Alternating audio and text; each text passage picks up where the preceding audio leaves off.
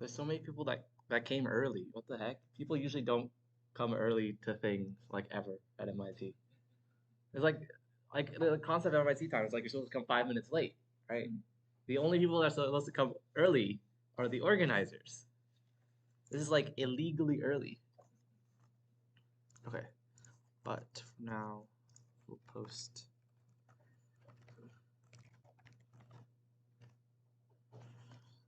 this crash course to microcontrollers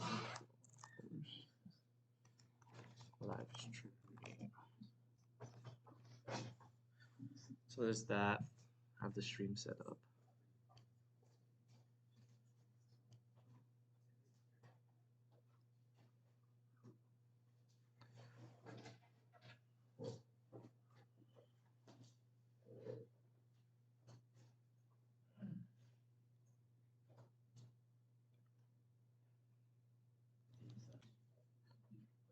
Cool.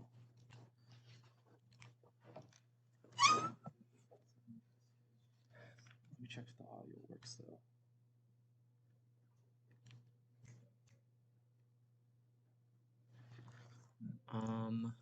Okay. Okay, in theory the audio works nice.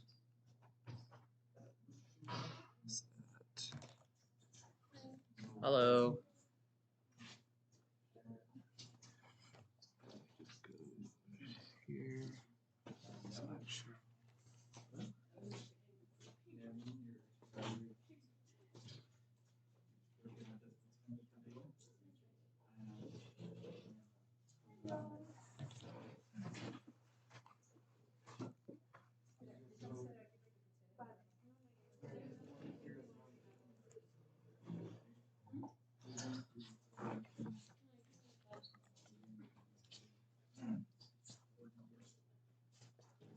Yeah, the layout of this room is so far the fact that the projector is over here and the front of the class is over here. But yeah.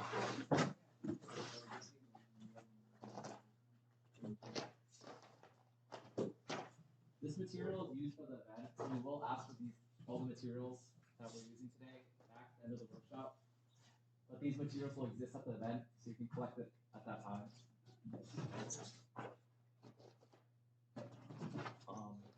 And my co-teacher Colin, he'll be back soon. He's grabbing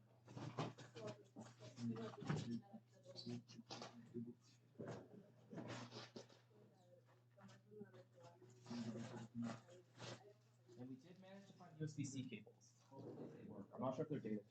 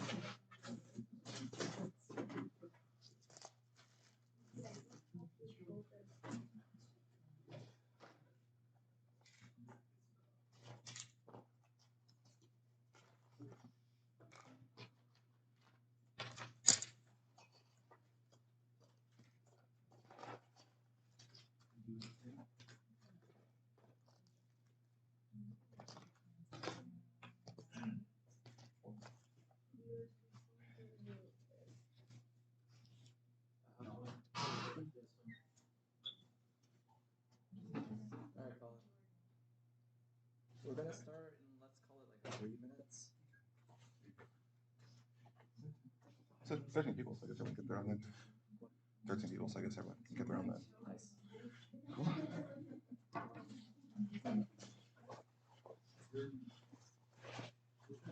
Okay, do you guys have the Arduino IDE installed?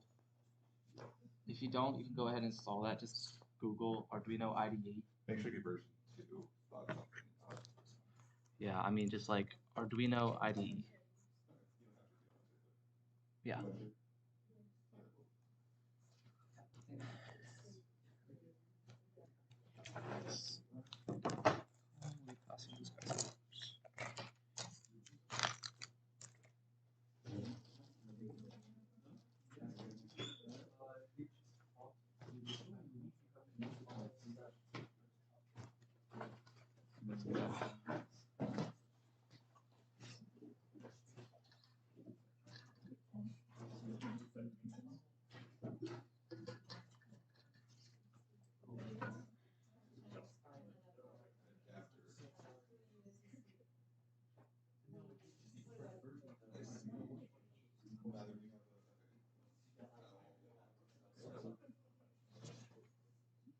forgot that people have Macs in this world.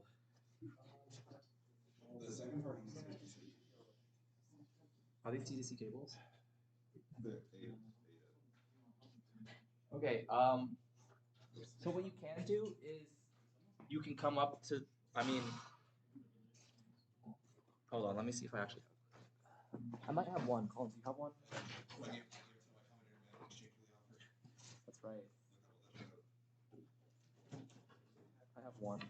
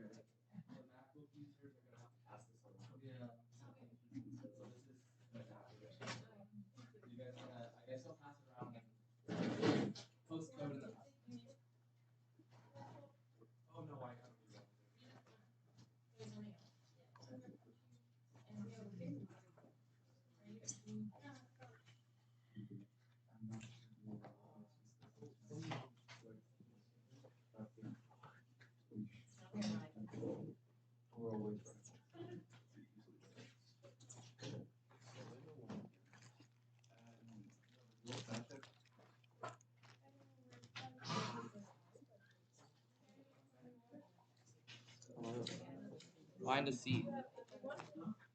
This is a lot of people.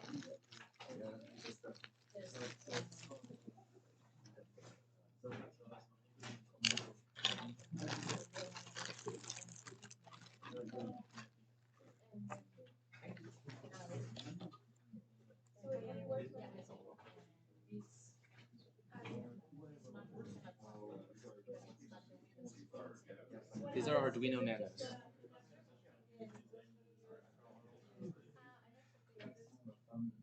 You can talk.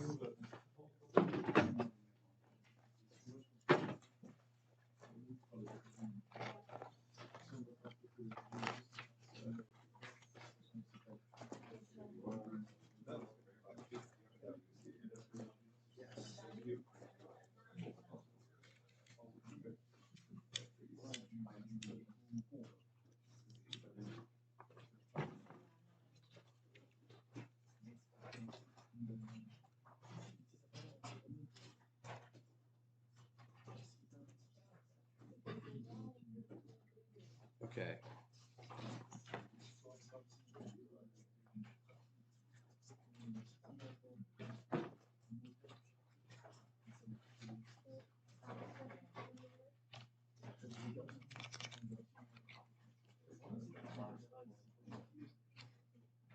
Okay. Does anyone not have an Arduino yet?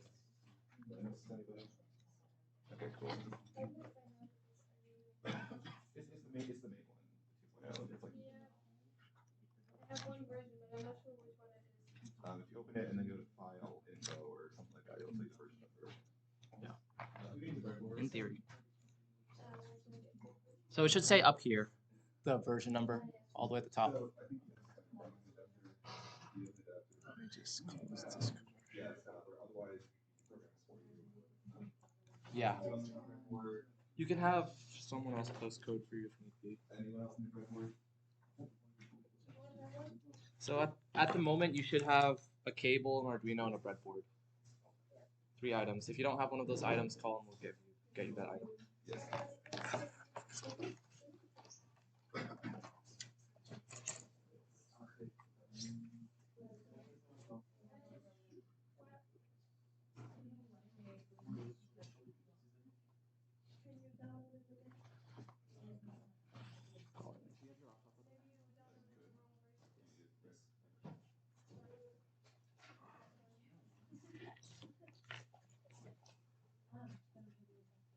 Let's just pull up the slides so I can check this out.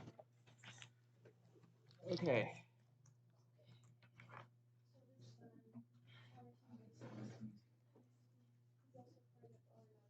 It's Linux.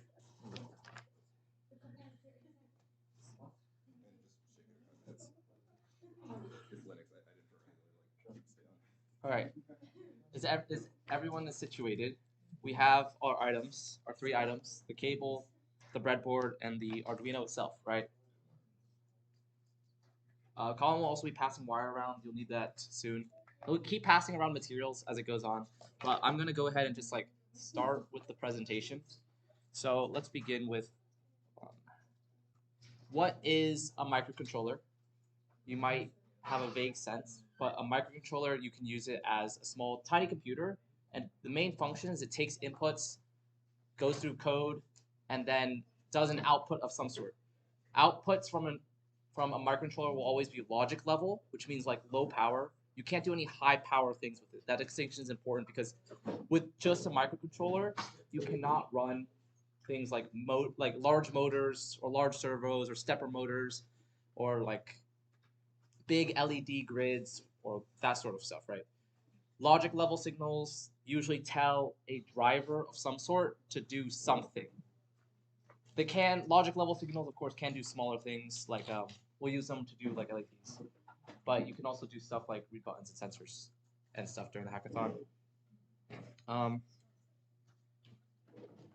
Yeah, so the microcontrollers that we have like bought in addition to like the giant stock that we have in our club room. Like additionally, we have a couple of these things. Today we'll be experimenting with like the Arduino and the ESP32 C6s. The ESP32 C6 has the fun functionality of being able to do Bluetooth and Wi-Fi on board, and we've been playing around with Wi-Fi stuff today with the ESP32. And the Arduino Nano is a good go-to for any basic stuff like running motors, running LEDs, and that sort of stuff. So especially relevant for the hardware hackathon. This is again me talking about the logic level stuff. The Arduino Nano is a 5-volt chip. Please feed it 5 volts. And the ESP32 is a 3.3 volt chip. Please feed it 3.3 volts. However, it can accept 5 volts through a pad in the back, which you can examine the chip and you'll see where you can give it power. This is how you power it. The 2 ways to power these chips: USB or powering it through one of the pins. And then we have servos here. Normally, servos can only be hooked up. Like big servos, you need to power it separately. But today we'll be using these tiny blue servos, which draw so little power that it's fine. So, yeah. We'll be going through all that stuff today. Here are a quick sense of the supplies that we'll have. So if you want to drive a stepper motor, I told you can't drive it just with the Arduino. You need a separate chip for that. We have these chips in stock. We'll not be playing with these things today because we don't have time for that in 1 hour. But if you want to drive this type of motor, you need this type of chip. If you want to drive this type of motor or something similar, then you need this type of chip. This can actually drive 2 of these motors at the same time, so you could do like a little car or something. If you want to power this type of motor, this is called a brushless motor for like drones or something, you need to use this type of speed controller. And we have these for the day of the hackathon, but we won't have these today because of course time. Yes. Approximately how many separate motors do you guys have? Sorry? Like Like somewhere between 60 and like 100 to my understanding. Yeah, so we should be fine. For MakeMIT, you guys will be in makerspaces, and the reason why we tell people that you should try to have an MIT student on the team is because there's a lot of unofficial things that we can't legally say because we can't get these on a safety plan. So there's places to scavenge stuff, like loading docks and stuff where you can scavenge extra supplies. There's a couple of makerspaces that there's no way we're getting a safety plan from, like the student-run makerspaces, which are a little bit sketchy.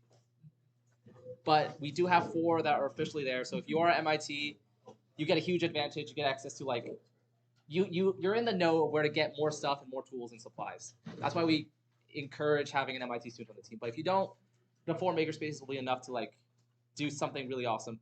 Yes, question. I cannot tell you, unfortunately, for legal reasons.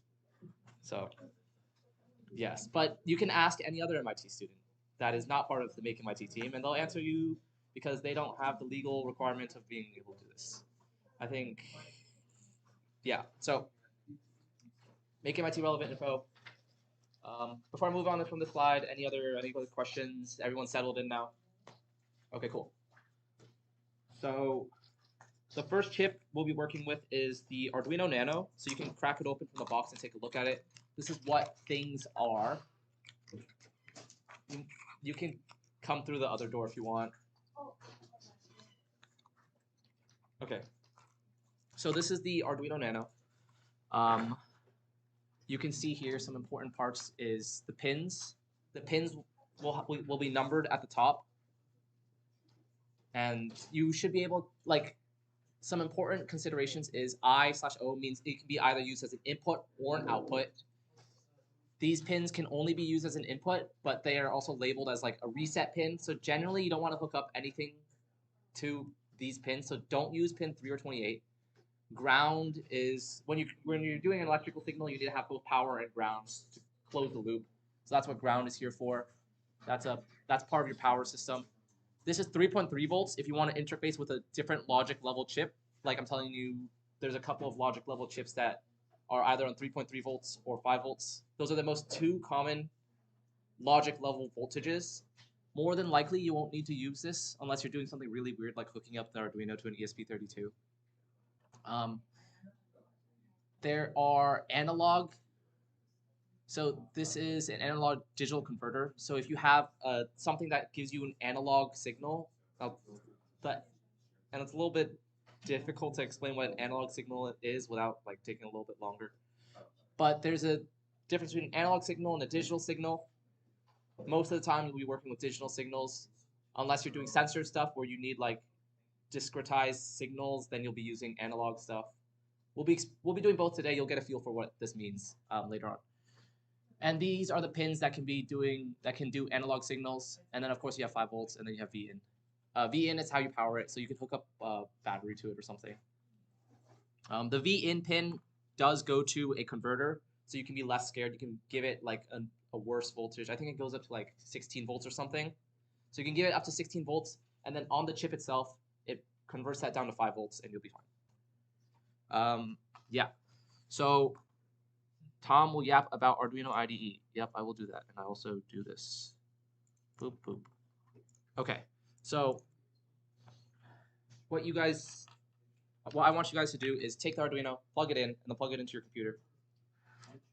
I assume you guys will have this open. Just create a new sketch, new file. It should look like this, hopefully, if everything was installed properly. Yeah.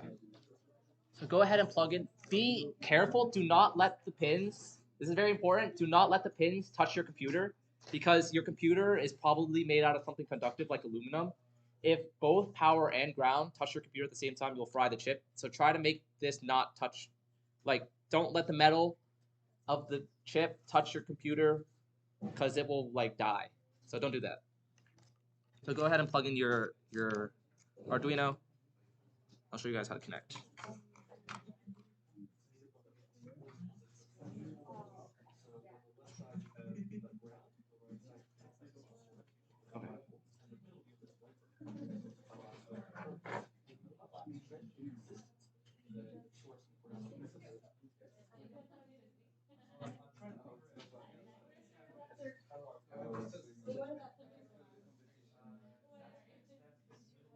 Okay. Okay, if everyone's connected, actually just wait. I'll wait a little longer.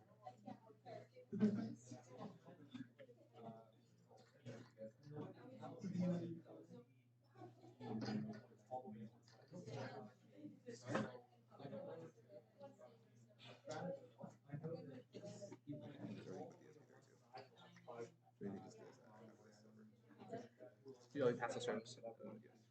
Okay, everyone should have a resistor, an LED. Someone, either you or someone right next to you, should have a servo for the two of you to share. You should have a pot. You should have the Arduino cable, and a breadboard. If anyone doesn't have something, raise your hand. Okay, is everyone good to move on? Did somebody need a pot? Did somebody? If they need, we'll come to it. Okay, so what I want you guys to do is click on this button. You'll probably have something that says unknown, or maybe it says Arduino Nano or something. You want to click that, and you want to tell it what it is. Type in Nano, and then click the first one. and then click OK. So again, what I did is I clicked this one, I clicked this one, I clicked the COM3 port, and then I selected Nano, and then now it says in the bottom right, Arduino Nano on COM3. So now my computer knows there's an Arduino connected to my computer.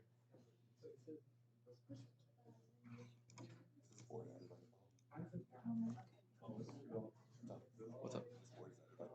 Yes, it's an Arduino. It's like there's Uno, Mega, Nano, a couple of basic stuff.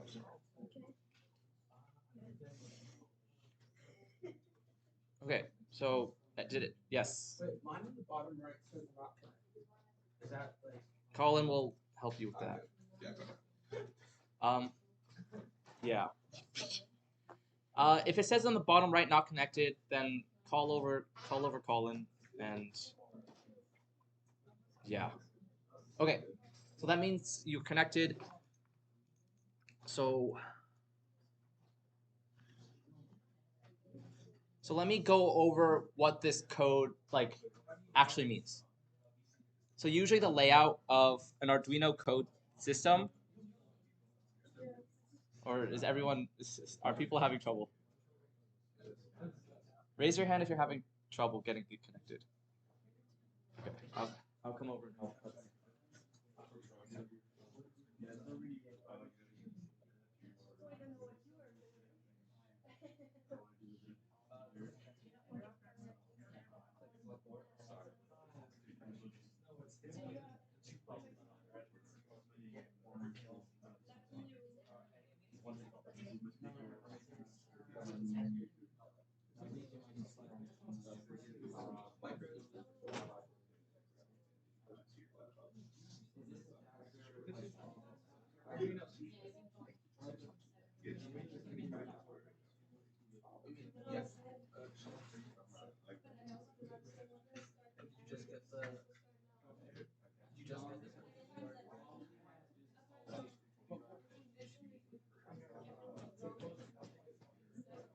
So if you're having issues, there's a non-zero chance you will have to install CH340 drivers. So go to this link and install the USB driver for it. Sometimes this happens. Hopefully this fixes it. But if your thing was able to successfully connect, you don't need to do this.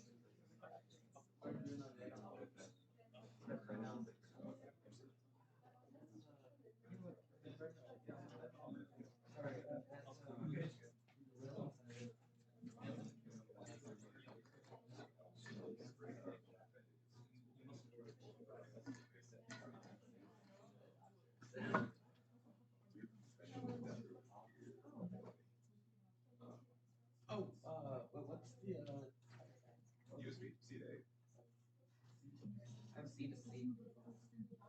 You'll do the second part of this, and maybe if someone has USB A. Yes, also.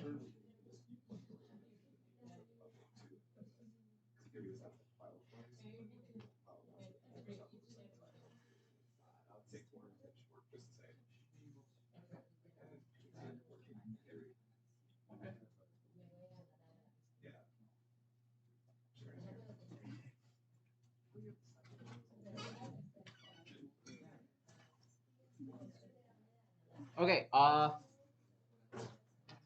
gonna move on. If you still need help, Colin will bounce around and help you. So let me go through and explain what we're looking at here. So this is how code works. We have setup and we have loop. Setup runs once at the beginning of the program, and loop runs infinitely after you run the program. So usually in setup, you want to put like initialize statements and stuff like that. So it's pretty common for you to see stuff, things that run once, effectively. The definition of things like integers, if you have coded before, would go actually above that. So it's just like a definition. There's two ways to define something. You can define something that's like int number, and then I don't define it as something. Or I can do int number equals 1, and now I can reference that variable later on. Actually, before that, how many of you guys have coded before in a language of some sort? Okay, so this will hopefully be a little bit easier. I'm not going to go too deep into coding then. So integers, numbers, you can also hashtag define something. I think it is define. like 1. Let me confirm that's true real quick. You don't actually need to, hold on. Define number 2, and that should work. It's actually lowercase, sorry. I forget my syntax. Okay, so you can see purple means it's defined, and then number is the variable name, and then 2 is the number. You don't need to put a semicolon here. A semicolon is how you end line, but when you're using define specifically, you don't need to put a semicolon. For any other line of code, then you do need to put a semicolon. That is a quirk with Arduino C, which is the programming language we're in. The benefit of using define is once you label this as a number, you can never accidentally redefine it. The thing with a variable is that you can continuously redefine it, which is useful sometimes, and we'll actually be leveraging that later on. So for now, let's write a quick first program. So what we're gonna do is define the pin we're gonna define an LED pin. So on the Arduino, you see that red LED, that is actually assigned to pin 2. So what we can do is int LED equals 2, and then in setup, so I defined what pin it's on as an integer. I can also, if I wanted to, of course, define it as 2 and then semicolon. And then what I need to do is you need to tell the Arduino what the pin is doing, whether it's an input or an output or whether it's an analog pin. So what you would do here is pin mode. Let me check the syntax. Pin mode, and then the pin number and what mode it's in. So the pin is LED, which is defined as 2. You can also just straight up just put 2 there, but it's easier to look at later on.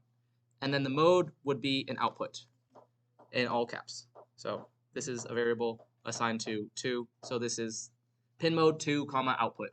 It's telling this is an output for pin 2. Awesome. Now we've told our Arduino what is happening on pin 2. Now what we want to do next is we want to tell it to do something with that information. So to output a signal in there, I would do this. What this piece of code does, and why I'm putting it in the loop, you'll see in a second, but this digital write LED high is it puts power through that pin. That's what it does. There's a delay thing, so this makes it like sleep for a second, and then digital write LED comma low, delay 1000. Remember to put the semicolon at the end. Now what this does is it makes it blink for 1000 milliseconds. Yes, question. Output is just a part, it's like kind of like a library thing, right? It's just a term that is defined in Arduino. So you can see right here, it's defined inherently by me highlighting it.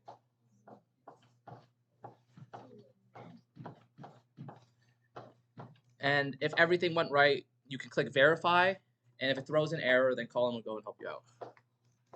Oh, you don't need an equal sign for define. There we go. So it says compiling means it went through and saw if there's syntax errors. There's no syntax errors in here because it's a very simple piece of code. Once there's no syntax errors, you can go ahead and click this right button here and click upload, and then hopefully you should see this LED blink, unless this Arduino is weird and doesn't have an onboard LED. Okay, low-key, that didn't work. Hold on,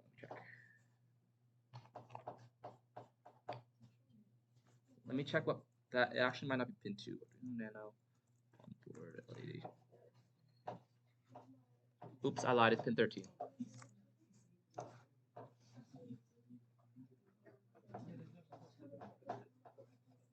Okay, so I lied, it's pin 13, not pin 2. Let me just boop, and then boop. You can see it blinking. It blinks, turns on for 1 second, turns off for another second.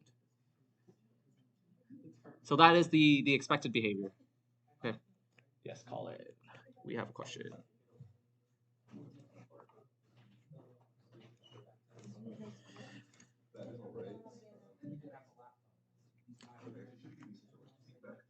Is something happening, Colin? Okay, so sometimes what happens if you use like a clone Arduino is it just won't allow you to upload to it. So what you might have to go to tools, and then processor, and then go to old bootloader. Because sometimes, like Arduino is an open source thing. Sometimes people that copy the Arduino and resell it for a lower cost just use an old version of the Arduinos. So you need to swap over to this old bootloader to upload to it. So if it's not uploading for whatever reason, try this and then re-upload and see if that works. So again, that's tools, processor, and then that.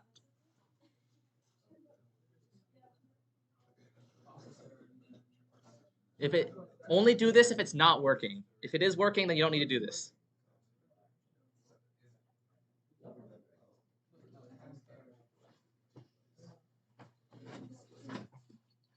Okay.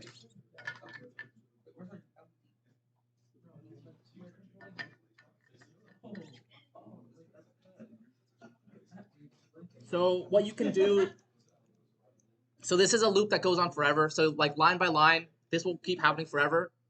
LED on, stop for a second. LED off, stop for a second. Because if you don't have these delays, it's just gonna like turn on and off really fast, like infinitely, and that doesn't, you can't see it, right? You need to have it stop so you can actually see it. Your eyes can like consider the information for that full second. You can change these numbers and see what behavior you can get. You can do Morse code or whatever. If you want to have something like, if you literally just want to do Morse code, just on, copy, paste, delay like 500 or something. And then just, this is the fastest and easiest way to do it. And there's correct ways to do it with loops and such, but we're not going to get into that today because we have not too much time. And then to stop a program, the easiest way is delay for an infinite amount of time, and then that's what I do. This is not the correct way to do it, but it's the fastest way to do it in code, so why not, right? Okay, is everyone good to move on? Okay, if we're good to move on, then let's go, hold on, let me check. Okay, now I'm going to explain what breadboarding is.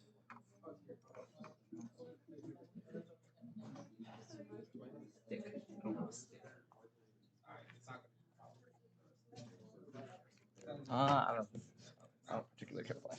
Okay, so this is a breadboard. You have this on your desk right now. Colin gave you one. The way that this works is that power, anything connected here to here, in this line, it will be connected together, and in this blue will be connected together. Similar thing on this line and this line. There's a gap in the middle, which is very important. So you can see this like silver thing is the conductive copper, or the conductor. I think this is actually like aluminum or some sort of alloy. So in this line is connected, and in this line is connected. I think these ones, yeah, there's a gap in the middle, which is very important when you put in your Arduino. I'll show you that in a second. But yeah, I will show you guys how to put it onto your Arduino now. Okay, so let me. It's crazy. Okay, so do it exactly how I do it, and don't screw up, because it's really hard to take these out without bending the pins. So take the breadboard and just put the Arduino like roughly centered in the center, and make sure the port is going down, and then press it in like softly. So yeah, do that. Put the Arduino in, make sure it bridges the gap, and then make sure the USB port faces downwards.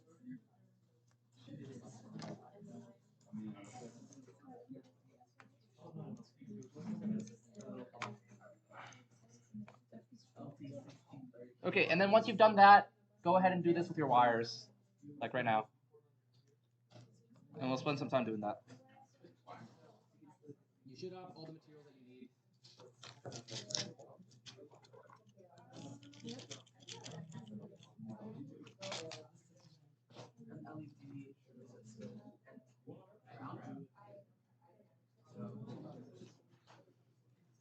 So I also need to do this. You don't need to match pin numbers. It can just be like arbitrary, just as long as rows line up.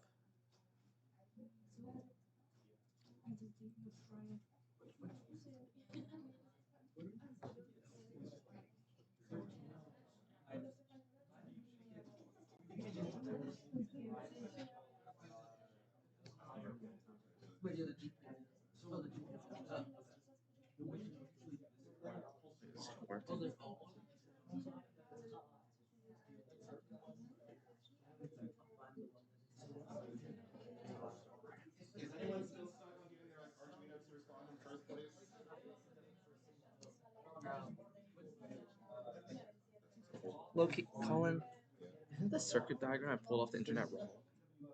Let's see. Because the resistor is in line with itself.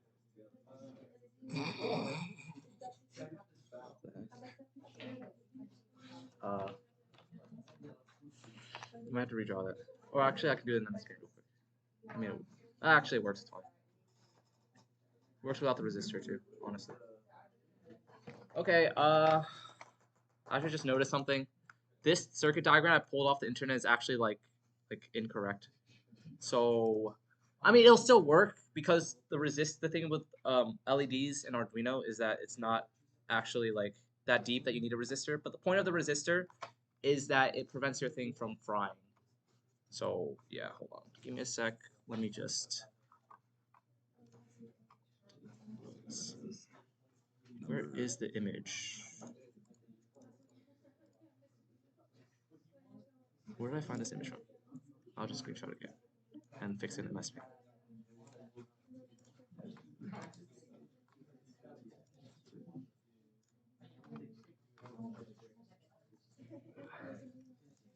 Okay, I have it open in MS Paint, and I'll explain why it's wrong and why it still works.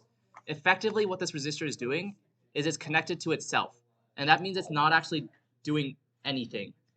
So it's like this resistor doesn't exist. Of course, the Arduino can't kill the LED, but if you had a bigger power supply, it would be able to kill the LED. The LED can only take up to 20 milliamps. The Arduino can only output 20 milliamps, so it's kind of like a match made in heaven. It doesn't fry. But in a different situation, it would fry. So what you'd actually have to do to make the resistor do anything is ignore this line. The other line should go to like a different pin in a different row. And then this one should go like here. So like the correct thing is ignore this resistor. Imagine there's a resistor from here to here.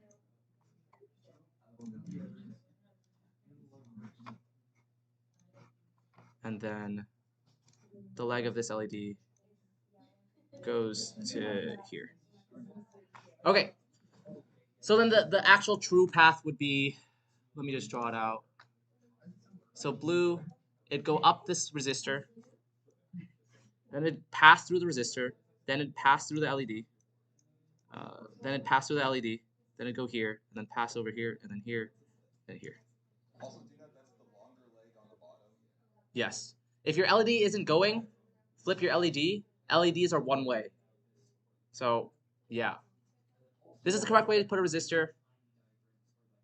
Yeah, I didn't actually notice that until now. But it won't fry anything, so you'll be fine.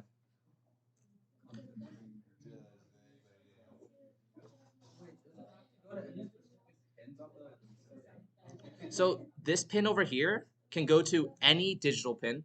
So remember in this slide, it can go to any digital pin, D0 to 13, just like examine your Arduino closely. And then all you have to do is change this code to that number. So you put on D13, then 13 works. That's why mine is currently working, because D13 is what the pin I hooked it up to. You can use the exact same code and it'll work. If you put it on a different pin, then you need to change that 13 number to something else.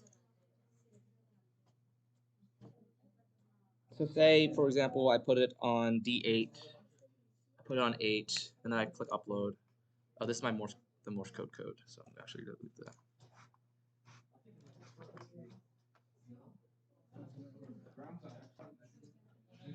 And I'm actually going to fix it too.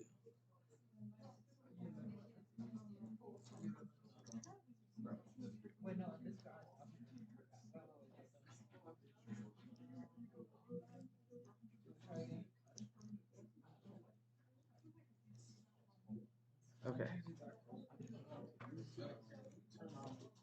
So again, here we go.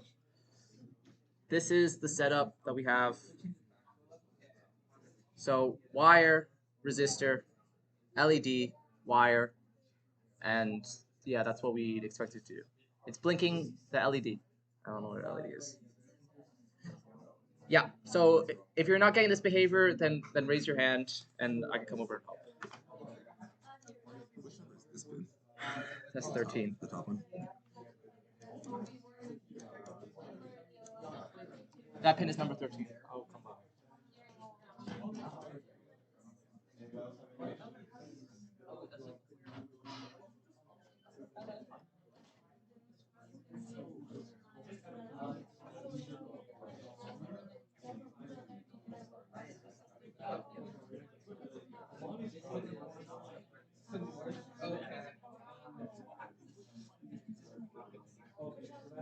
You just need to make a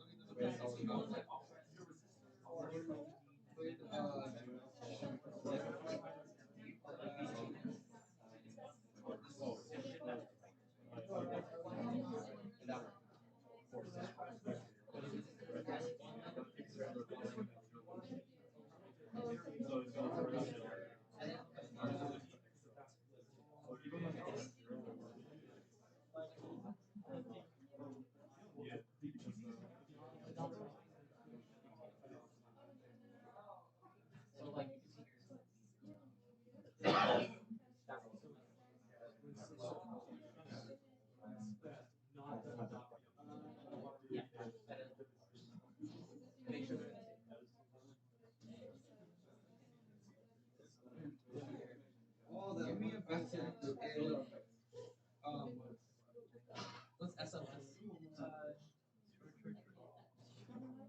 Okay. Where are people at? How are people feeling? Are people able to get their LED to flash? Raise your hand if you are. Okay, that's most people. I will move on. Colin will keep helping people. He'll keep going around and helping people. Colin, I need your laptop again. Sign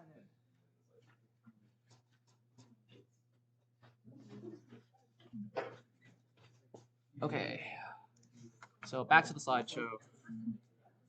So you have done this. This is an example of code that will make it go, and it did make it go. Yeah, you already showed you the code. Now try to do it with a servo. This is the example of a circuit diagram for the servo. Take your little blue servo, plug some pins into it, and I'll help you with the code in a second.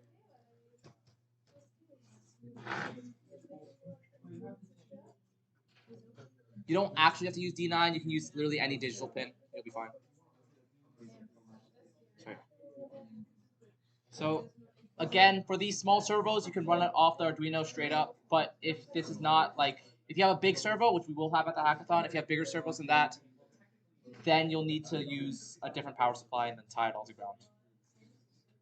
So like your red would have to come from a different source. Okay, so go ahead and wire that up. I will have to wire this up myself. And you could de-wire your LED and all that jazz.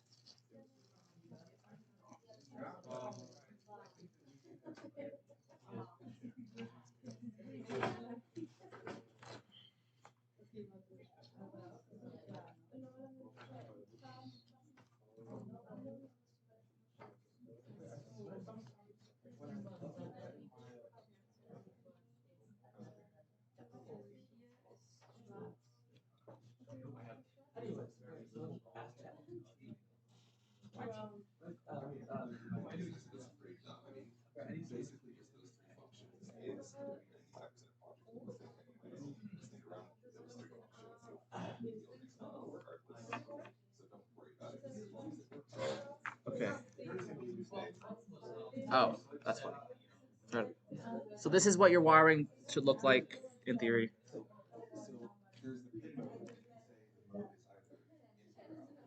You should have something that looks like this, and then it's like wired at this junction. Like this. Where's my camera? Okay, it should be hooked up like, yeah. As close to the diagram as possible, you can just hook up the pins directly. Make sure to not accidentally flip red and black, because then you'll fry your board. So 5 volts goes to the center, ground, which is black, goes to the black wire of the servo. So yeah, make sure 5 volts goes to the sensor pin, and then as long as that's true, the other orientations will not fry your servo or your board. What? I will, yes.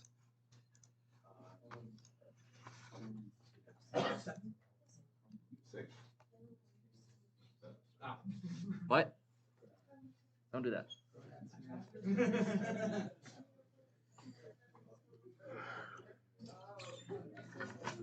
Is anyone having any issues with this plug so far?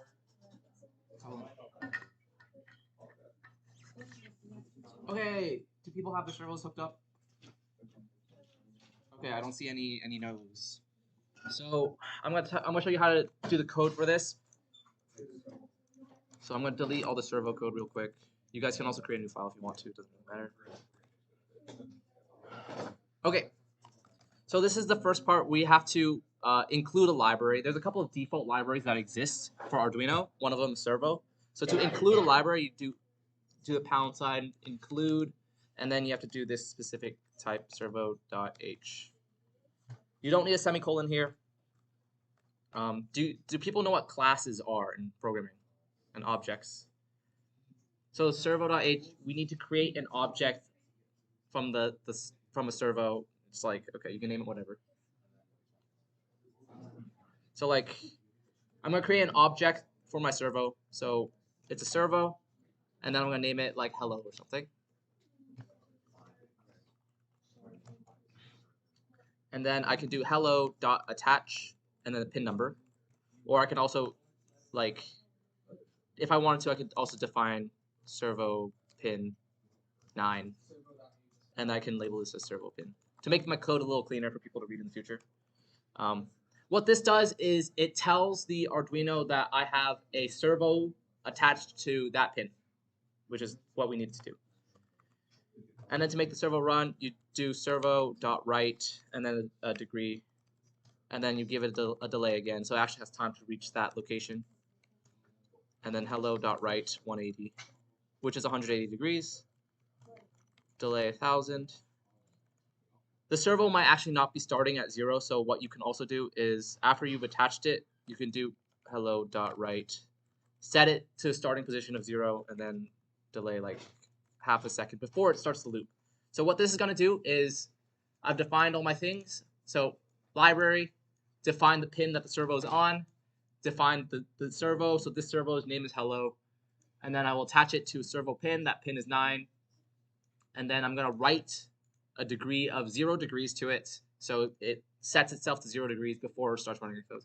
I give it half a second to get there. And then my loop will make it go from the starting position to 180 degrees to the starting position to 180 degrees, back and forth until it works. So click verify to check if that works.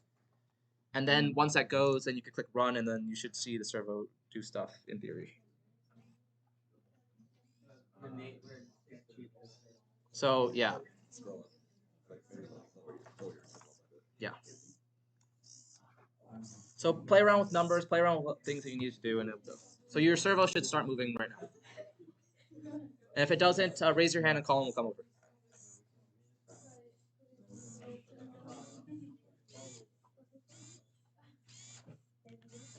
Okay. Anybody need help with anything? Maybe could you just like split screen this in a second?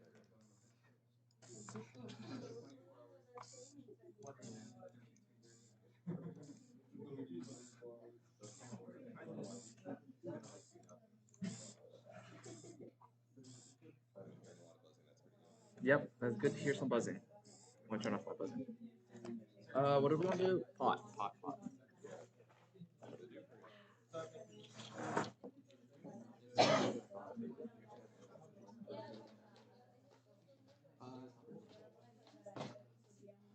Well, we'll just tell them.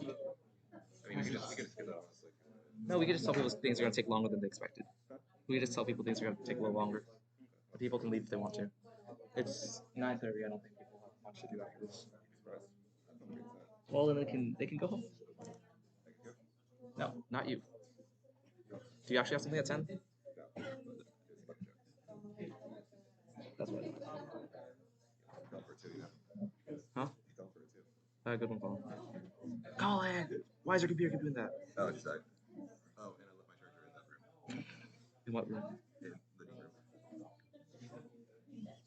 So weird. Actually, I think I have battery.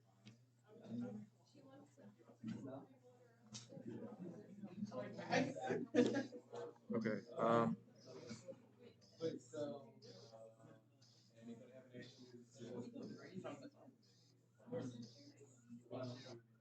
Okay, so some servos actually have 270 degrees of range. I don't remember if this has 270 degrees. Some servos also have 360 degrees, so see if it can actually hit those numbers. It's something you can try. But we're gonna move on. You should have a potentiometer somewhere. don't disassemble your servo, but this is how you hook up a potentiometer. So like, do that. So without disconnecting your servo, hook up the potentiometer. And you can also unplug your Arduino for it to stop moving while you do this.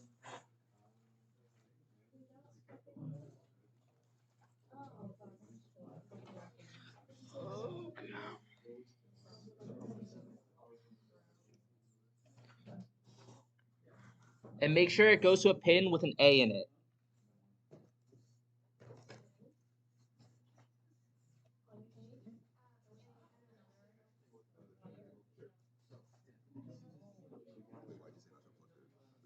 Because we'll be using it as well. Oh gosh. I don't know the cables for this. Tell people to share. Tell people to share.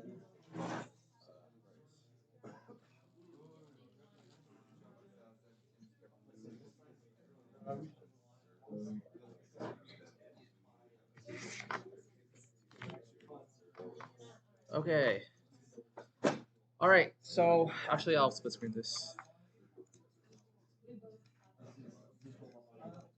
Okay. So I'm gonna talk about code. Actually, are people ready? Do people have this wired up? Raise your hand if you're not ready. Okay, I assume most people are ready then. Yeah, but like you'll go around enough. Okay, so we're gonna combine the potentiometer and the servo, but real quick, we're gonna start with just the potentiometer. All right, so this is what's gonna happen. Int potentiometer pin, and I'm gonna define it as equal to 2. I'm not using define here, so we get used to not using define. There's a thing called a serial monitor, which is useful. So serial.begin 9600. This is just something that you put in your code so that you can. It's like reading console in programming. But to be able to read the console, you need to turn on the console. So this is like effectively the console. And then the next thing we needed to do is set the pin that we have attached to. So in my case, I have the potentiometer, the center of the potentiometer, this yellow wire, attached to pin A5. So I'm gonna put A5 here, and then I'm gonna do mode is input. So now an analog pin is set to as an input because I'm gonna be reading the signal off this chip. And then what we want to do is we want to read what it says. So let's just like, now it's defined. I'm gonna read the potentiometer pin. I'm gonna read potentiometer value is equal to analog read. And then I can put the pin that's on, which is potentiometer. Actually, it's not potentiometer pin, it's pin A5. Why did I define this as 2? I don't remember why I defined this as 2. This is actually not necessary. Okay, I'm just going to use it like as A5. The potentiometer pin is A5. I could define it as a variable if I want to, but for simplicity's sake, I'm just going to do it like this. Now I want to read what this is, so I can do serial.print line potentiometer value, and I think I spelled that wrong. So, and then I'm gonna add a delay so that the loop doesn't run at like a million cycles per second. And then I'm gonna upload it. What did I do wrong this time? Oh, I actually need to define this. So I have an undefined variable error.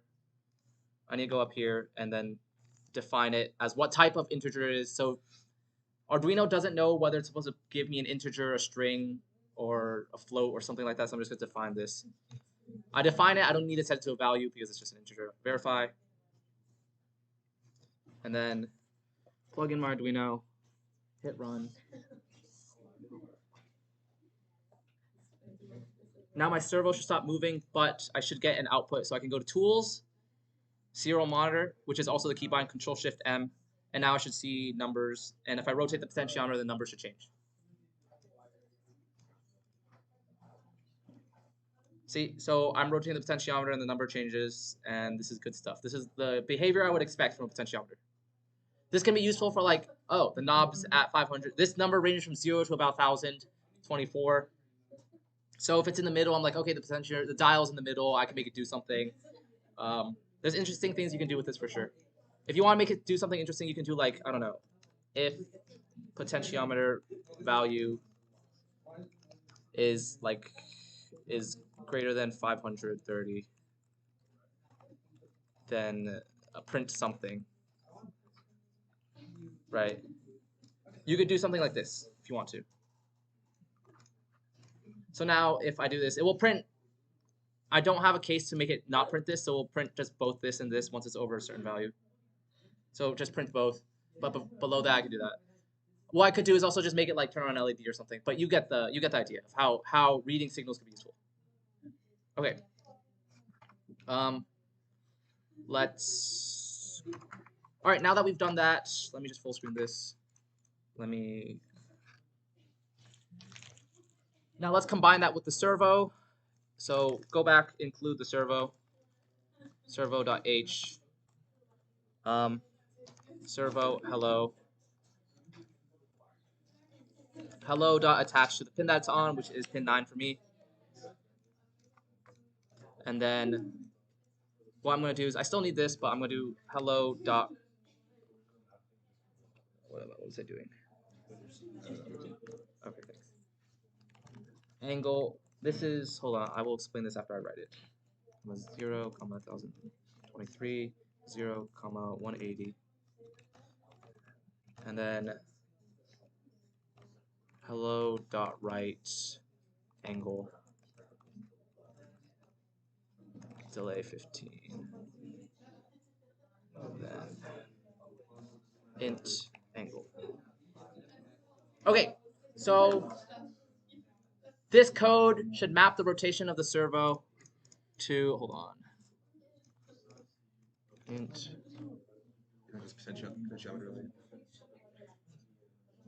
Oh, you're right, that's right. That's the wrong one. Oops. All right, so if you have your servo and your potentiometer hooked up, what this should do is map the potentiometer output to the servo output. So if I rotate the potentiometer, the servo should move. And in my case, it does. You can't really see it, but it is definitely doing that.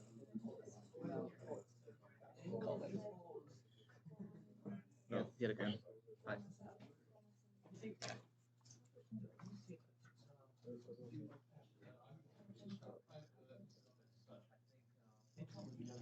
Okay, does anyone have any other questions?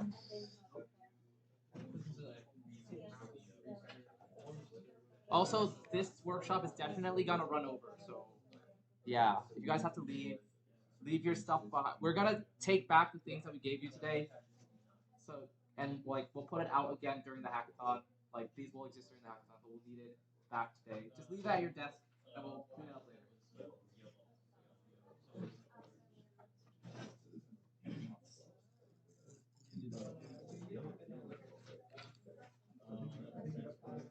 Yes.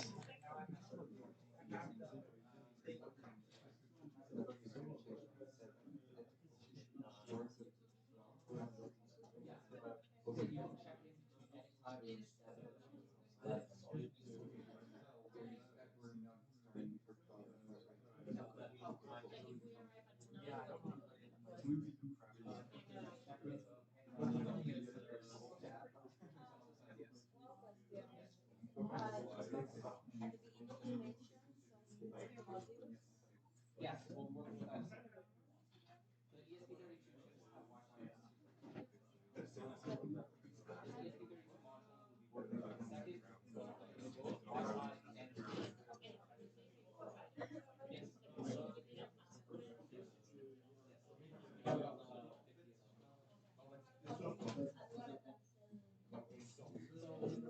the other half of this workshop.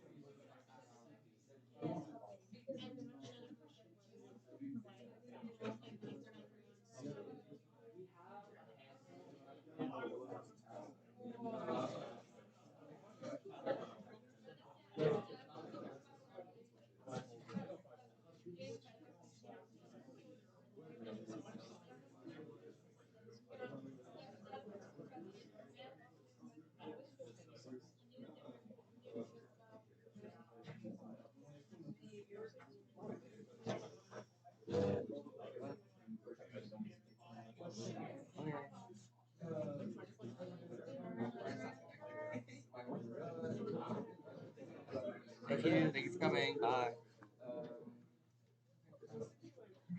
Okay.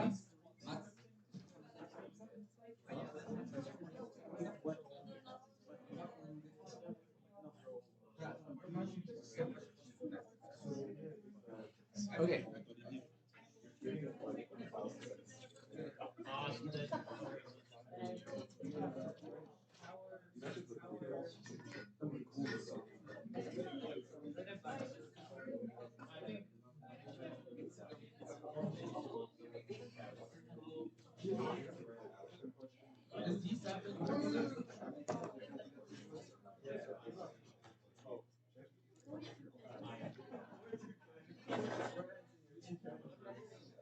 Okay. Raise your hand once you're done with this. And then what I'm going to do is I'm going to collect the stuff back, and then I'll give you another chip. This next chip we'll be working on will be a little bit. Thank you. All right, so.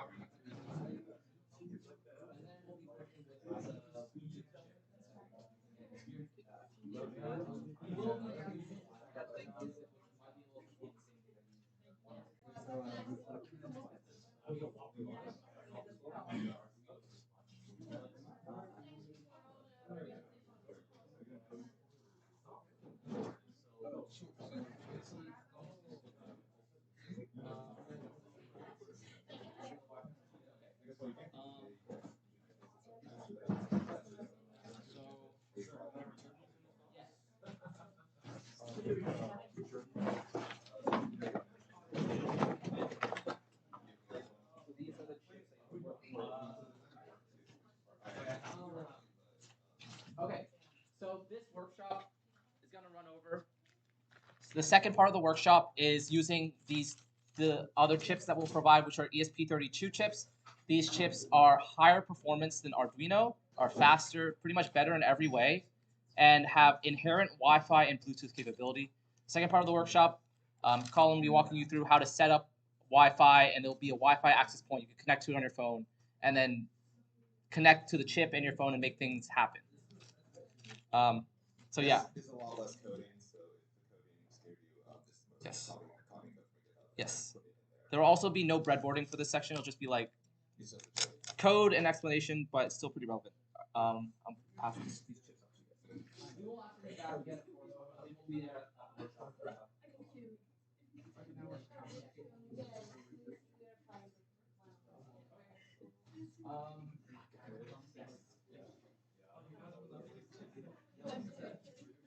Does anyone else? If you're done, put your stuff back in that. It's like if you're done with this first half of the workshop, put your stuff in this box, and I'll give you the gift.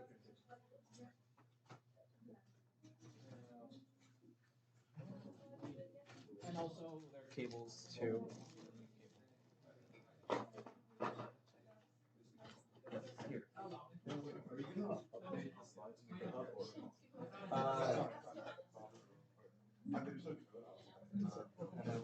Do you have cable?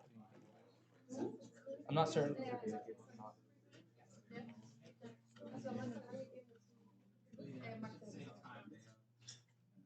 Okay.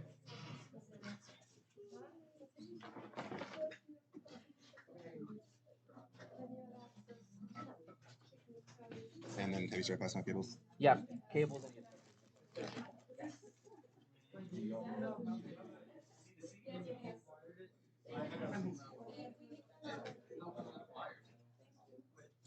Yeah. This is a CDC cable, so you might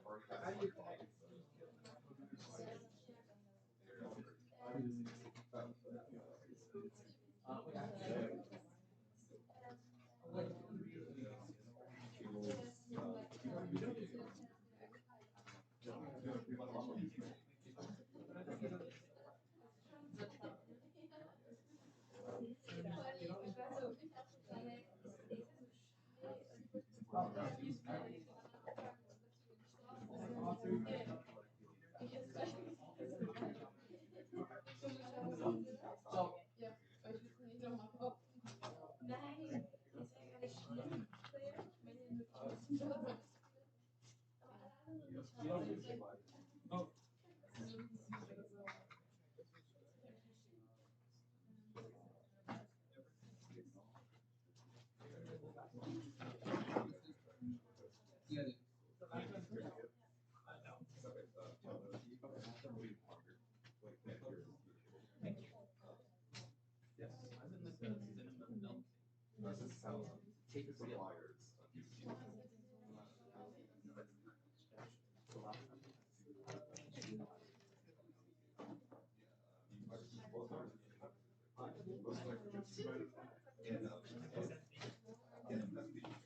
Okay, if you guys are still doing the wiring part.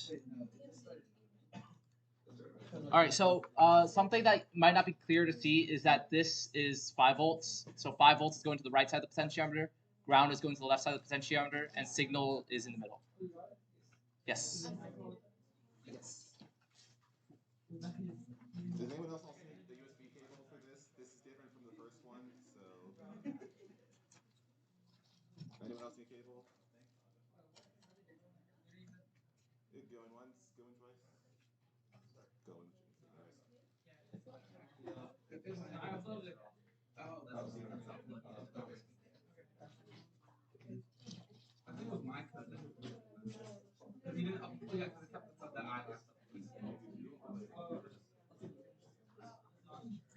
Anybody else not have the second chip or using the one?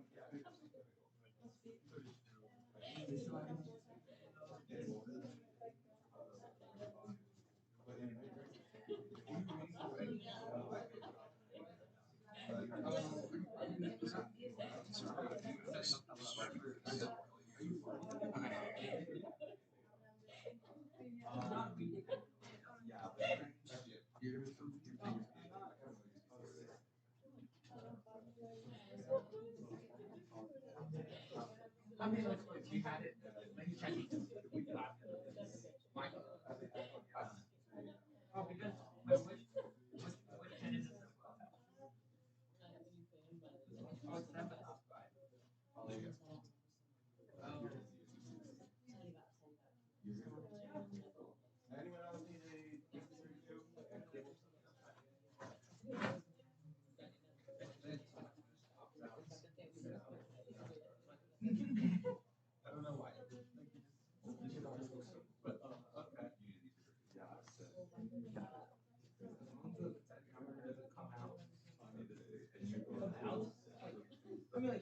Anybody else?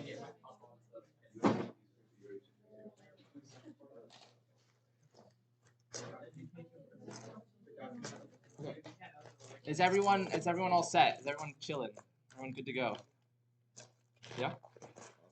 All right, so Colin will go over the ESP32 section. And then you do your video or just keep going. Okay, everybody. Cool. So we've called the week and boring, and I guess we now have everyone who wants to do ESP32. So as you can probably tell from the intro, I like ESP32s quite a lot. They're like the perfect mix of pretty high power, go burr, have cool features and such, but all in a small package. And those little chips you have are there like $6 by themselves, like $4 if you buy 1,000 of them. So these are like very much things you can use. This one in particular may not be used like in production, but the ESP32 is very common and is very quickly growing as a very popular chip for products. You'll probably see one in your microwave before it's much longer, et cetera, et cetera. Just super lightweight, works on 5 volts in a dream. It's great. So I think definitely worthwhile to learn, and will definitely transfer not only to this weekend, but beyond when you're trying to make like professional grade microcontroller products. So yeah. So why use ESP32? I guess at this event we'll have a couple of options of microcontrollers you can use. There's the Arduinos and such. What? The one I have in my backpack, the keychain from Minecraft. Oh, nice. Yes, there's like Arduinos. There's a couple sizes and shapes of those. We have ESP32s. We have a couple like Nord. If you've used like STM32s, you might know what those are. Probably not. They're kind of complicated. But yes, why would you use this over an Arduino? So these things by default have Bluetooth and Wi-Fi. You actually can see this little plastic tab right here. This is actually PCB antenna because it actually can do Bluetooth Wi-Fi off the rip. If you're using Arduino, they can also support Bluetooth and Wi-Fi, kind of, sort of, but you actually have to add an external component. It adds both. They cost like $20 to add Bluetooth and Wi-Fi to it. It's like the weirdest thing ever. So yeah, they also have a whopping up to 16 megabytes of flash. So right now you're probably only using bytes right now, but if you're ever trying to put anything large, the very, very early scalings of like an AI model, like nothing significant obviously, but like you can actually put some like non-insignificant amount of code on this thing. It's actually very impressive. And then it can run up to 240 megahertz. What's that good for? Analog digital processing. So earlier we talked about the potentioset, which you notice actually isn't a 0 or 1 like a push button would be. It's actually over a range of values that you can say that to be analog. And for analog processing like that, you are going to need these higher frequencies, these higher clock rates. And that makes the ESP32 very good at this sort of thing. So if you're reading analog signals, that's like an angle on a servo. If that's like a temperature, like a temperature piece, anything that like has like a continuous signal, these are very good at it. You can also run Minecraft on it. Tom actually made this, but you can actually put a very bare bones version of Linux onto this thing. It has like a RISC-V processor. It's a custom chip produced by the Taiwan Semiconductor Manufacturing Center. But yeah, it runs RISC-V. So if you can compile something to RISC-V, which you can compile most things, then you can run on this guy. What would you want to do with this kind of thing? So I picked some random stuff last night, no hours of sleep. IoT devices, as you can see, these things have Wi-Fi. They can connect to Wi-Fi. They can even connect to each other. You can actually have like 10 of these things connected directly to each other in like a mesh network so they can talk to each other. That's great for IoT devices. I think this is like a litter box. You can create Wi-Fi networks from this thing. So we talk about like a router as an access point because you can connect devices to it to access the outside web. You can actually not only connect to Wi-Fi with this chip, you can connect other devices via Wi-Fi and Bluetooth to this chip. So you can actually create like whole like Wi-Fi network, local area networks on this thing. And finally, you can use it for ethical flying machines. What if they're in an area without internet and they need to talk to each other and figure out GPS coordinates for ethical reasons? Then yeah, you can use these chips for that kind of thing as well. Ethics, am I right? But yeah, so today what I wanted to do for this brief lab is the second option, which is Wi-Fi related shenanigans, because I think this is like a really cool way to demonstrate what these things can do. So today's project is we're going to, yeah, actually effectively connect our phone to this ESP32 chip. That's why we're actually not going to use a breadboard or anything, because the only two components of this project are going to be the ESP32 and your phone. So yeah, so we're going to set up our Arduino IDE. This is not an Arduino chip inherently. As I said before, it's a custom RISC-V processor separate from the Arduino series. So while Arduino IDE can connect to it, and it works pretty well, I'd say, you do have to do a little bit of additional enabling in order to make that work.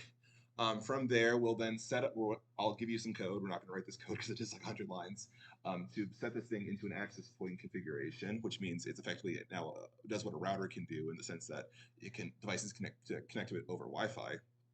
And then I'll walk you through connecting the phone to this access point to actually do cool things with it. So yeah, hopefully everyone already has Arduino version 2 set up on their devices. Hopefully it's open. You can like open a new project, like file in the upper left-hand corner, and then new project. We don't need the old one. You're free to save the last one. I will say Arduino's ESP32s are very, very Googleable things. Like there is a pre-written script. Like Arduino IDE actually has like an examples tab with a lot of pre-written code that does basically anything you could ever want it to do. So if you're ever like on the lookout for an idea or can't think how I want to do it, but I also just feel too ethical today, so use ChatGPT, then yeah, there's actually quite a few built-in examples that you can use in order to get going. But yeah, hopefully you have a blank project. So we're going to, yeah. So yeah, let's see. Yeah, I know how to computer. So not me, gross. So I'm gonna open up that new sketch I was just mentioning. I'm actually gonna close this. I don't care about that. Don't save. Don't save. Screw all that. Alrighty. So like I said, we need to add the ability for Arduino IDE to use these things. So let me actually zoom in a bit. Cool. So I'm going to click File, Preferences. We have this menu pop up. If we scroll down a little bit, we have this additional boards manager URLs. Yours, if you just installed Arduino IDE, is probably blank. In the off chance it's not, then this is actually a comma separated list of URLs. But what you want to do is once you have this field open, you want to, regrettably, you actually have to type this URL out. I try to make it as short as possible. Just copy it as is and put it into there. If you don't want to copy that, just Google ESP32 Arduino IDE, and you can very easily find this same link, but not shortened. And I'm going to give everyone a second, because once you've inputted that into that field, you can click OK, and nothing should break dramatically. So I'm going to wait for everyone to get there, because I think this is you should follow along if you can. And raise your hand if you have any issues with that. Oh yeah, I forgot Maxer. Different. Arch Linux actually uses the Windows version of this, so.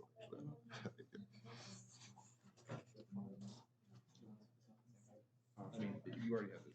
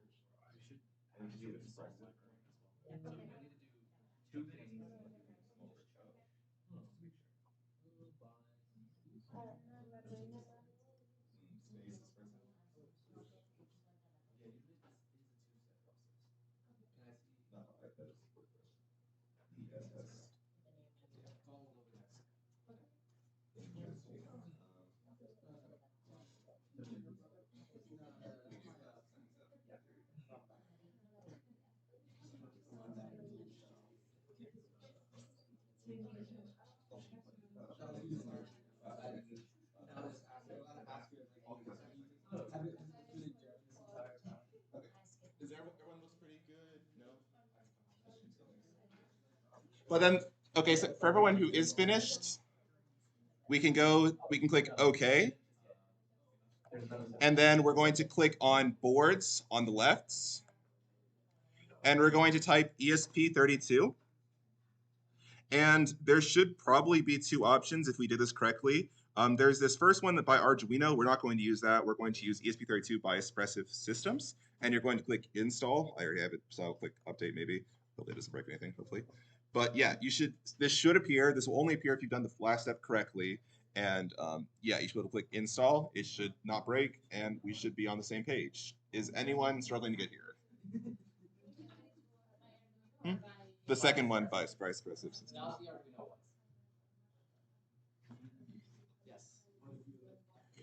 And just everyone look up when you've done this and it works and hasn't broken spectacularly, and raise your hand if you need help.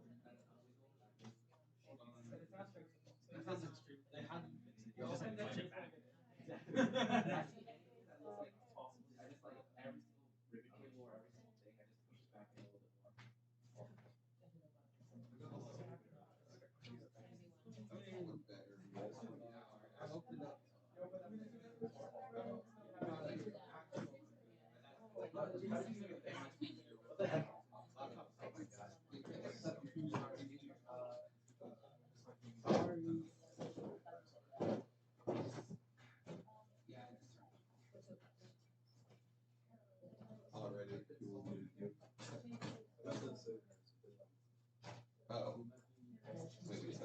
We're not. Are we supposed to be working with that? No, so it's the second one. Oh, definitely.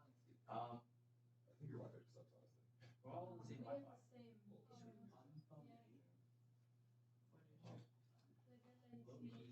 I think this is just installation. It's not a download. It's well, it might be the Wi-Fi. Because in theory, that shouldn't even appear unless you do the Wait, I guess everyone who had the same error is. Are you all back? I'm not on Mac, and I got the error. Classic. Oh no. Oh, what is this? Yo, what is this? I also low key think it's Wi-Fi switch. Is it non-zero chances because all of us are installing at the same time? I've actually had this. If you tell me what your contract web app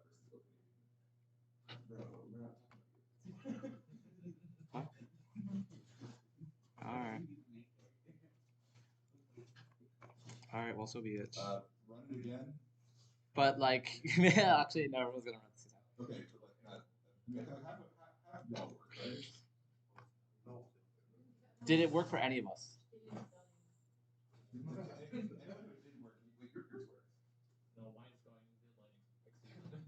Oh my god. Are they just? Do you think that there's just like down? Because there's a non-zero chance of.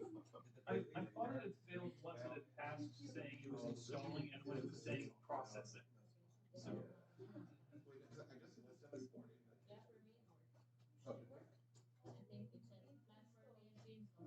Oh. Huh. Maybe it hasn't broken yet. Trying the last version.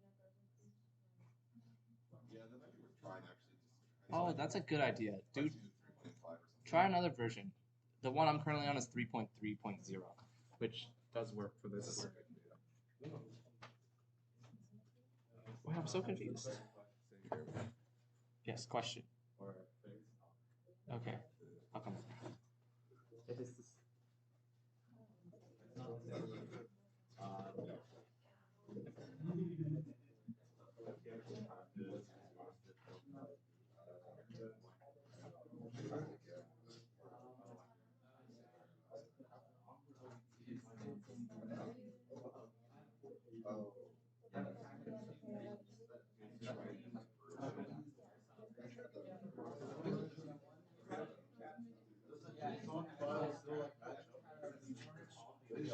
I did this morning, but maybe I guess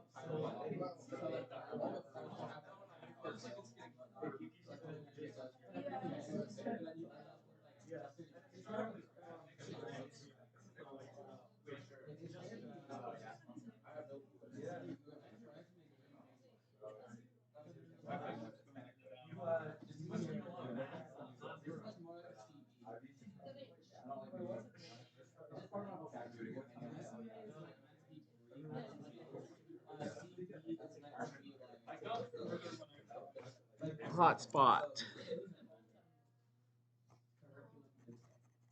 Right. Oh, what am I doing?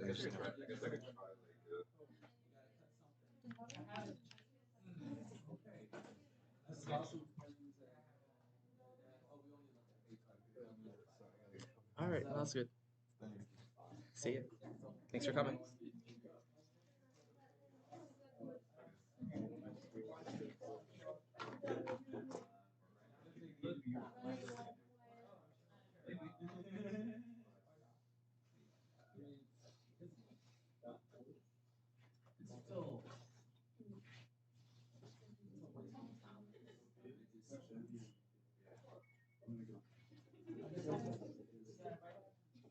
It seems like 3.3.0 seems to work pretty well for some reason.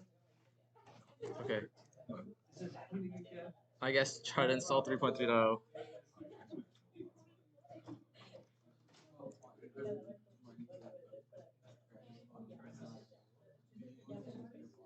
Ugh. Hot. Okay, well, you had yours,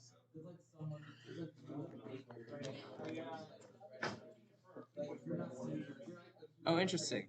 So, for anyone that doesn't work, try installing 3.30 and making it go. And maybe that should work.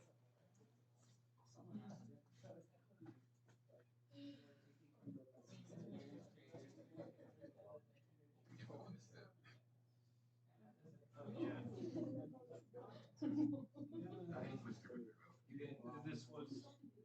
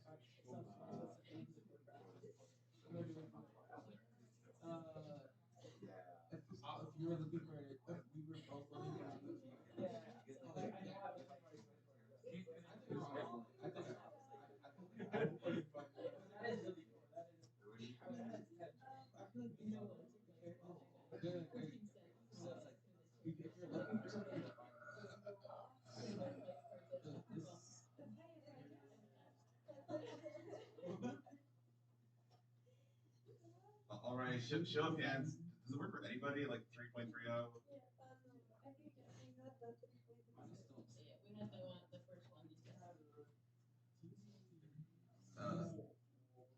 Has anyone tried 3.30 and then it failed anyway? Very awesome. Very awesome. All right. Yeah.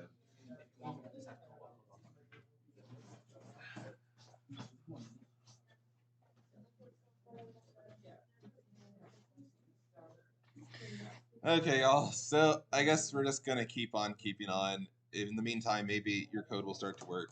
Well, maybe it will not, but I guess we will just keep going.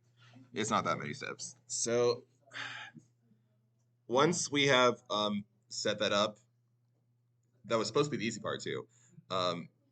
We are then going to be able to, instead of doing Arduino Nano, we could then go to Tools and click, instead of Arduino Nano, we do ESP32. And then ours specifically is an ESP32 C6, so we just click that. And then we go to click, okay, there it is. Wow. And then, yeah, now we basically have our ESP32 set up in the same way an Arduino would.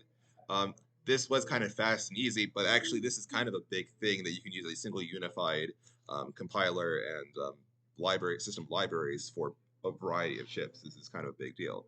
So once you have done that, just so you can appreciate that, we're then going to go set up our access point.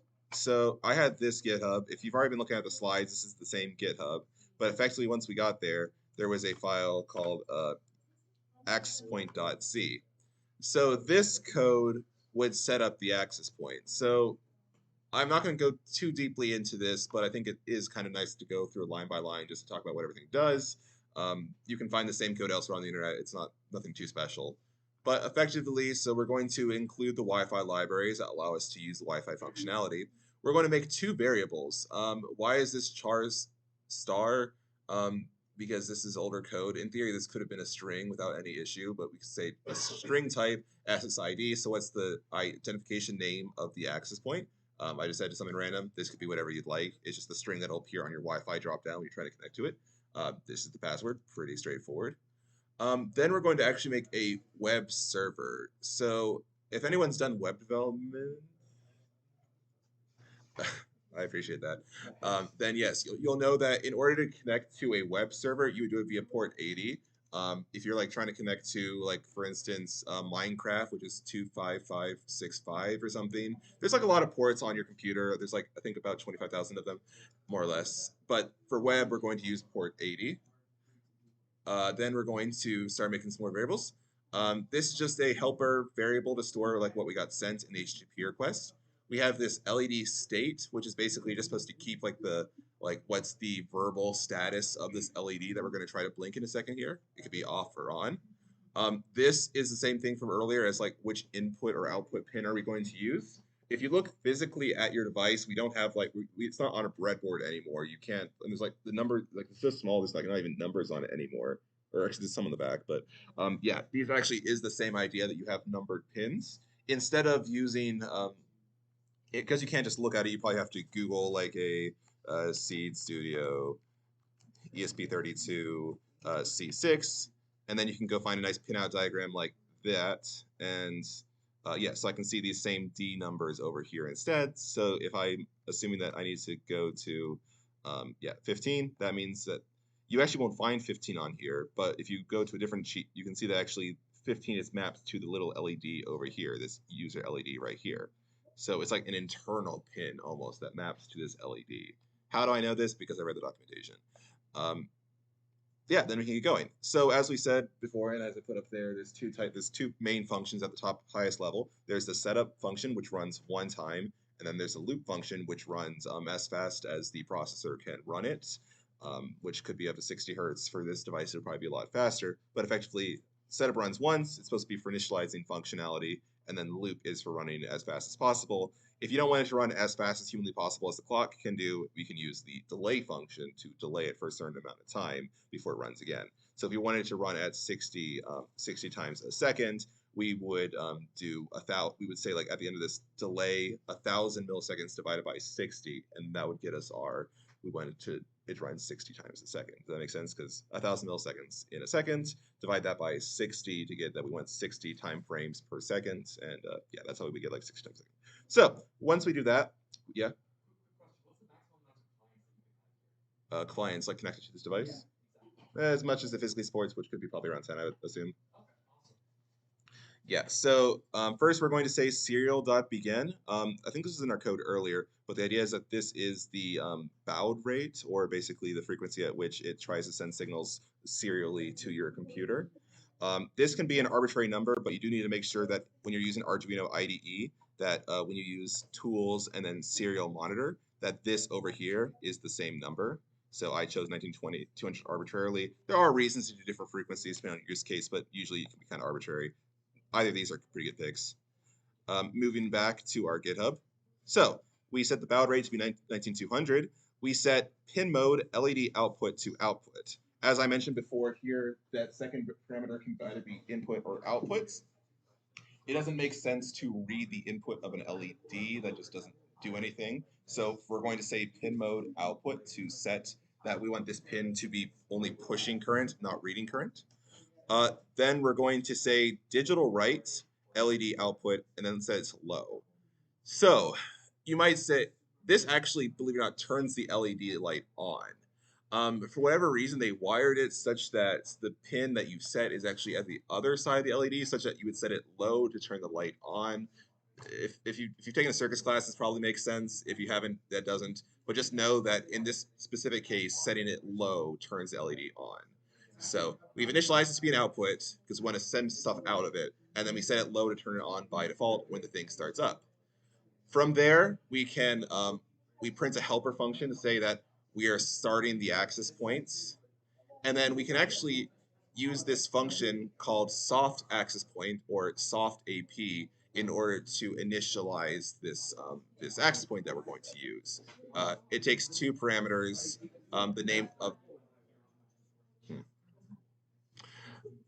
we provide two parameters, the name of the network and the password for the network. From there, we basically just do some more boilerplate. We get an IP address for this as well. This will become relevant later. But yeah, this is the IP address of the board itself on the access points. If you've done any amount of network theory, you'll know that you can put devices on like a local area network. So you can say that like,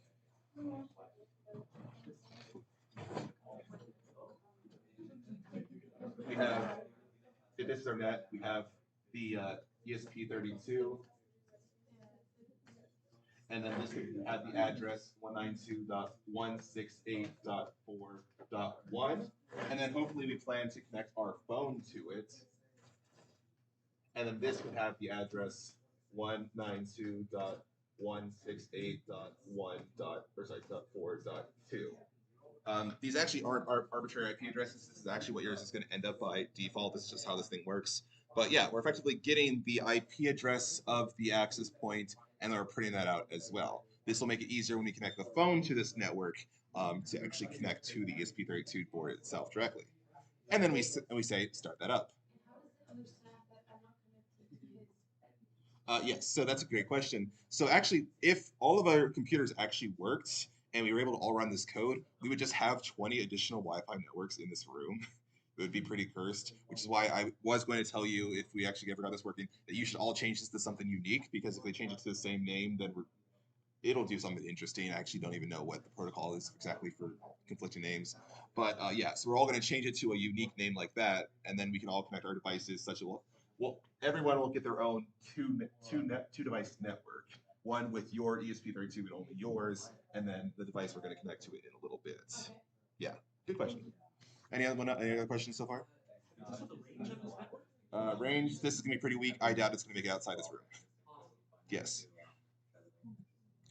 Yeah, so, and actually it's a good question, because some of the other boards, like the one that I said, I kind of mysteriously said it's just harder, and I don't even know how to use it myself personally, will have a much stronger Wi-Fi network, but it might take a bit longer to figure it out. Yes, you can connect an external antenna to increase the range further if you'd like, yes. We don't have any, if I recall. I don't think we have any now, but you can definitely. Cool, so let us keep going. So first things first, we're going to create this client, which effectively, we talked about instantiating objects like earlier about like classes and having instances of classes that exist. If you have done object-oriented programming before, this is probably not too bad. If you haven't, this probably makes no sense at all. But effectively, we're getting an instance of the client to like interact with. So this client, what is this client? It's the Wi-Fi client. The client is able to tell you, has something tried to connect to me before, has someone tried to write data to me before. Yeah. So we're going to keep going, but effectively this code also waits for the client to become available. So we call this blocking code in like embedded programming, but effectively nothing will happen until this thing is ready to go. So yeah. From there, we're just going to confirm to make sure the client works and is active. If this function fails, for instance, it would return like a null value instead. So calling all these functions like client.connected on a blank reference isn't going to do anything good. So yeah. So from there, this is effectively, so when we make websites in real life, not on an embedded chip like this, we actually have like web frameworks, like you can make like Python, like Flask, you can write like Node.js and Express, and they're a lot more streamlined to use. But because this is just the most bare bones system possible, Todd. So yeah, so what was I gonna say? So we have to basically implement web handling from scratch, which is why this all looks so like why this is so long, why we have 4 client print lines in a row. That's kind of just janky. We have to basically implement the web, how like HTTP requests work by ourselves. But we're gonna get through it because there's way too many lines to go. And yeah. So first things first we're gonna do is that once someone tries to connect to our ESP32 web server, which we'll get because so we're going to, yeah, so if client, so like I said, this is going to block until somebody tries to connect to our chip. Once it's done that, we'll do a quick check to make sure everything worked out correctly. We're going to print serial print line new client. So on our computer, we can actually see that something is now attempting to connect to this chip over this Wi-Fi network that we have going. We're going to now say while it's connected, so this effectively means we're going to run this following code over and over again while our like phone is still connected and still trying to connect to our ESP32. We're effectively going to read a byte. That's the neat part. We have to read a byte at a time. So what exactly are we reading? The code wouldn't actually tell you. But so HTTP is actually this system of call and response. So when we make the initial call from our phone to the ESP32, it's sending like basically in text a intent to send me something back cool, please. And effectively it's going to load a single byte into memory at a time because it's just funny like that. And then we're going to do some conditional logic based on what that character is. So if it's anything that's not this slash character, we're actually just going to ignore it. But if we get to this /n byte, effectively, we know that the request portion is over, and it's now time for us to respond with something cool. So we do some conditional checks. You can read the comments for the specifics of this, but we're effectively going to send back some HTML. Once HTML is the language used by browsers to render a web page. So we're going to send back some metadata about that, not too important. But then we're actually going to do something neat where we're actually going to allow the browser to go to two different paths on our web server. This /on path and this /off path. And depending on which path the user is trying to go to, we'll send them back something else or another. So if they try to go to this on path, then we're going to set our LED output to low, which as we said earlier is going to turn the LED on. And if they try to go to this off path, we're going to set our LED output to high, which we said will turn the LED off. Like I said, kind of counterintuitive why low is on and high is off, but you kind of just got to roll with this. This is just how they decide to wire it. So yeah. And then this is actually just some nice HTML that we've put in a single line statement, but effectively is going to render a nice page. The end goal of this is actually to have some buttons that we can click on our phone that will turn the LED light on and off on the chip itself, which I think is pretty neat. So don't worry about the HTML, but effectively we're just rendering a button to control if you go to the /on path or the /off path. Don't really worry about the rest of it. And then, yeah, once we've done that, we will then close the connection because this HTTP interaction has concluded, say it's disconnected, and call it an afternoon. That's a lot of code to go through, and I think it's better if we just start running it, or rather watch me run it, because has anyone had any new luck with getting ESP32? No? You did? Yeah, I think it's like the ESP32 says installed. Oh, okay, maybe everyone should now, at the same time as perhaps this possible panic, install it again, and maybe it'll work this time for real, trust. Maybe. But in the meantime, I will go through running this myself with my pre-existing ESP32 installation instead, and let's get going. Also, while it's 10:11, let's keep going. So I'm going to just copy this code from the GitHub. Just as a reminder, you can get this code from, Tom, your computer froze. Yeah, you can go to this this link right here in order to get this code, and the slides are also here as well. So I would encourage you either during the hackathon or maybe find ESP32 of your own to try running this code and yeah, for yourself. So once you do that, we can go to our Arduino IDE. We can paste this in here, and then I'm going to make a custom Wi-Fi. We'll call it like ChungusNet, and we'll call it 676767. Yeah, 67. All right. Yes. Something to note is the password has to be a legal password, so minimum like 6 characters, and don't use any super weird characters, or else it will push without any errors, and then you'll be like, why is it not working? It's probably because your password's not a legal password. Yes. Well, Chungus is a valid Unicode statement, so yes, you can't stop me. I know. So then we're going to click upload. This is going to error out first try. Okay. You're on ESP32 family device. Oh, gross. Good point. So select our board and port. That port's correct. We're going to type ESP32 C6 dev. That one. Okay. Thank you, Tom. And then try again.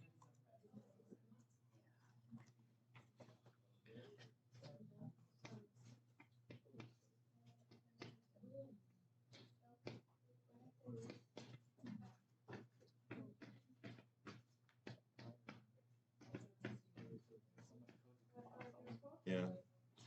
As I said, the ESP32 libraries are like really large, so like this Wi-Fi, I haven't opened it recently, but this probably is tens of thousands of lines long, so that's why it's taking so long. I mean, Tom's potato PC isn't open either, I'm sure. But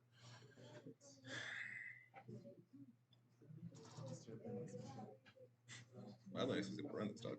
Oh, there we go. Now we're getting like.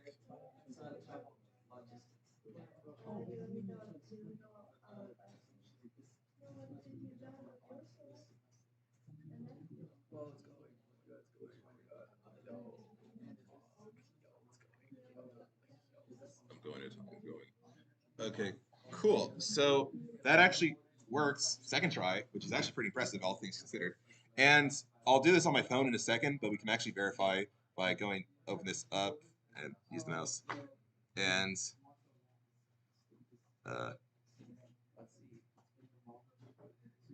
oh, so I see other people have gotten this working. Where's mine though?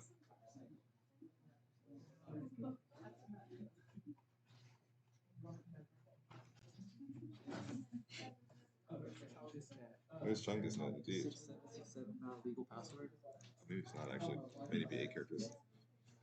Oh, is it 8? Might be 8 actually. Yeah, I think it might be 8.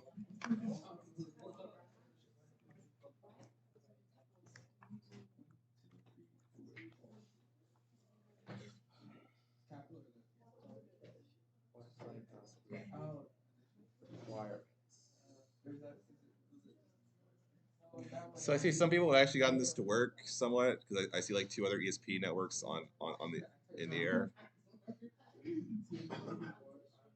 It is minimum 8, by the way, for password for it to work. But yeah, to quickly wrap this up, we should be able to see the Wi-Fi password around here somewhere. There it is right there. Thank you for coming. And yeah, so on my phone, for instance, I could now connect to this. Connect to this Wi-Fi. 676767. 67. Connects, and then it'll complain that I'm not actually connected to the internet because, like I said, this is an access point, but it's not actually a gate. Doesn't actually have a gateway to the wider web. But I will just roll with it anyway, and then I will show people around. So on my system, I can actually click Manage Router, but for everyone else, you have to go to 192.168.4.1 manually on your device, and then you should see a screen that looks like this. And you can actually now click on this button that we created, and if you definitely can't see this. Yeah. And then you should be able to see on here. Come on.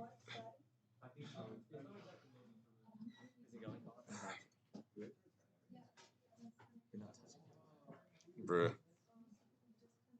Oh, I think it disconnected actually. So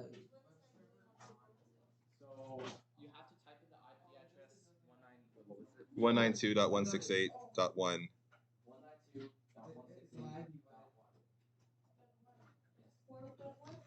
4.1, yes. Yeah, this one. 192.168.4.1. There you go. Now press that, and then your thing should do like.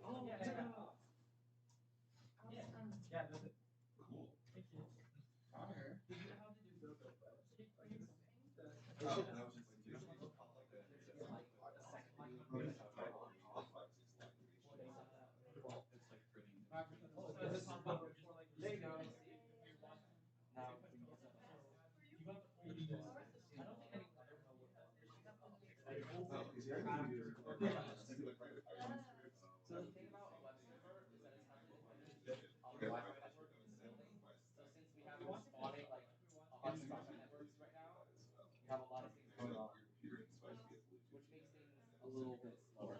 Usually it is pretty fast. I don't know if it's fast enough for your use case. YouTube ends up being quite fast. 192.168.4.1. That's Cool. So yeah, that's actually the end of all this. Like I said, there is the GitHub with the slides on it. I'll stick around if there's any more questions.